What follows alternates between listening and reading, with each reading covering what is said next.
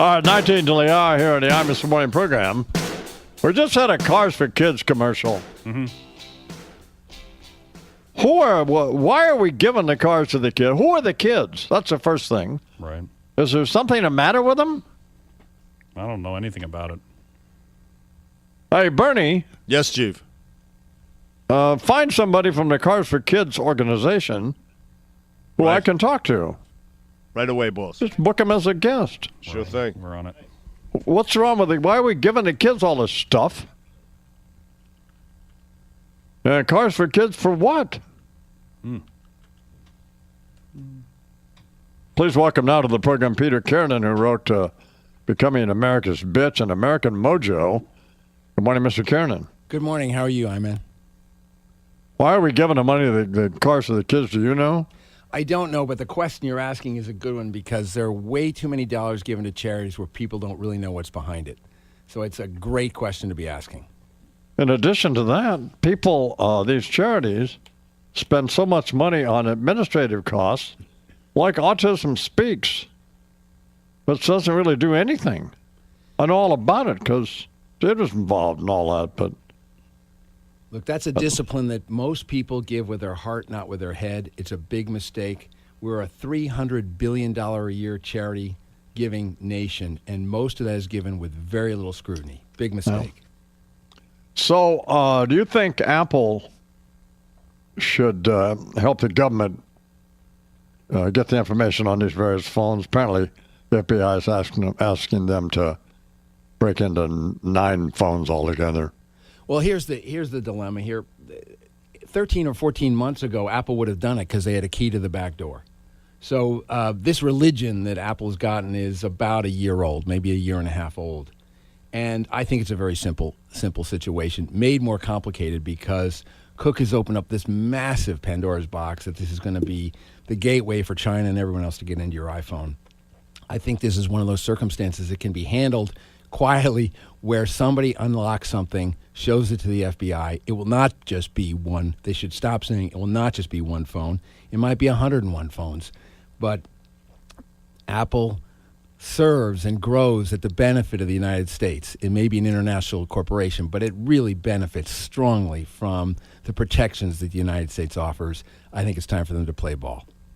So do you think they have any point?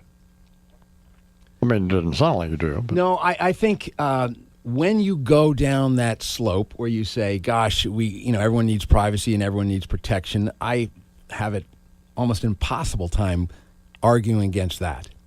But if you back it up from the hyperbolic, just back it up to the center of things, which is punch the problem in the nose, you have 8 or 10 people, 8 or 10 phones, which, by the way, they did not own. These were county phones. They were owned by, quote unquote, the state, and the state simply saying, can we get into the phones we own to see what was going on? I don't see it as a great big, this particular situation is a great big rat's nest. I know a lot of people do because they want to take it all the way to the, privacy rights, and obviously our privacy rights are paramount. But I will say this, there are 4,400 words in our carefully written Constitution, and not a one of them is privacy. And I'm wondering on a more practical level, people hack into stuff all the time. I mean, why couldn't they just go over to the mall and hand the phone to some 14-year-old kid who can plug it in their computer and they'd be, I'm not trying to be amusing or ironic, but I mean, you mean to tell me that we don't have anybody in our intelligence community who can break into a phone? Well, part of the problem is it's age appropriate, right? I mean, there are a lot of people in gray hair and suits who are saying, can't we somehow unlock this? There was a key, quote unquote, literally called a key that Apple had for their prior devices. They don't have on this one. They may not have even developed it yet. But I promise you, somewhere in the country, somewhere in the world, there was a kid on a skateboard trying to figure out how to break into this.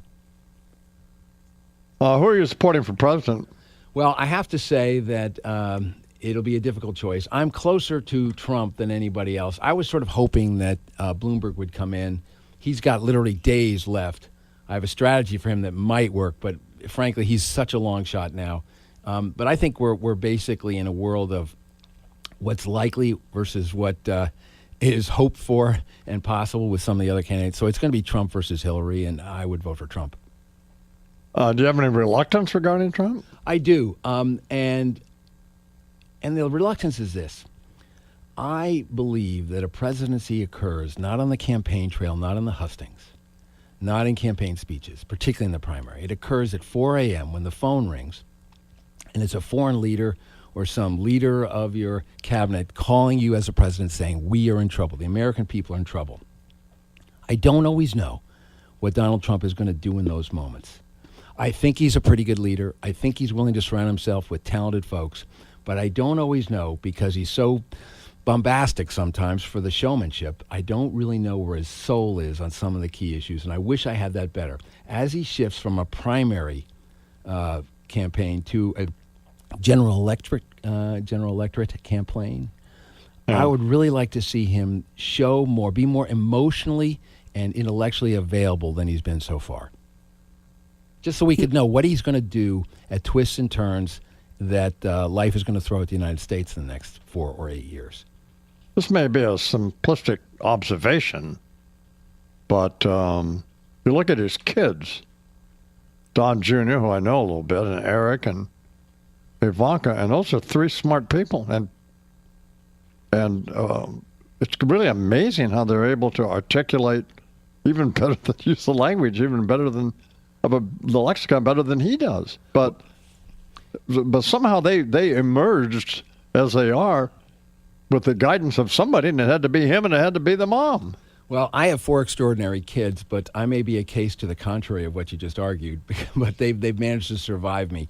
I do honestly think as a parent that judging someone by how their children, not how they behave, but how they are as human beings, is a completely worthwhile and legitimate yardstick to determine what kind of person this is, particularly someone like Donald, who's such a showman that, there's got to be, a family behind closed doors around the dinner table where knowledge and wisdom is being imparted.